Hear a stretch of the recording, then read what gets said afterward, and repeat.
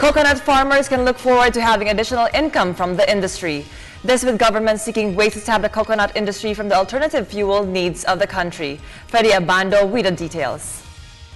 Agriculture's thrust is food security for the country, but in recent years, oil prices in the global market, agriculture has been tapped to provide alternative sources of fuel.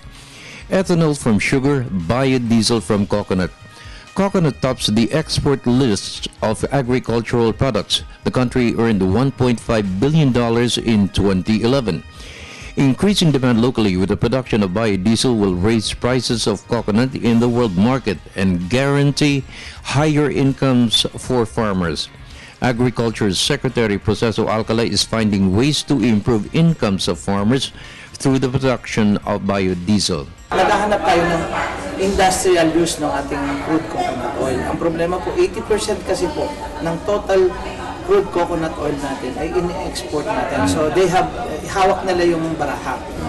So this time, mapapayag po natin ang pamahalaan at ang Department of Energy at naigaranti. Ang maganda po naman sa kanila, gusto lang nila makasiguro na may siguradong supply ng raw materials, siguradong may kakayanan itong ating mga processor na makakapag-produce tayo ng hindi mabibitin.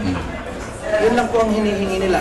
Plus, hindi po ito sobrang magiging pabigat if whatever happens dun sa presyo ng diesel sa ating buong bansa. Alcala said he will push the blend of diesel to be raised from 2 to 5%. Alcala said this will boost the sale of biodiesel and even reduce the country's importation of oil by ₱500 million yearly. If this is done, Alcala said it will boost the massive nationwide replanting of coconut trees.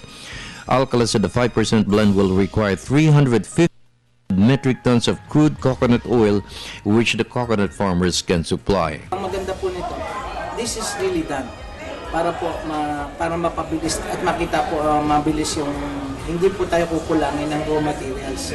Dito nga po paghahanda ito dun sa kung gawin ng 5% ang additive sa ating pong diesel sa ating bansa.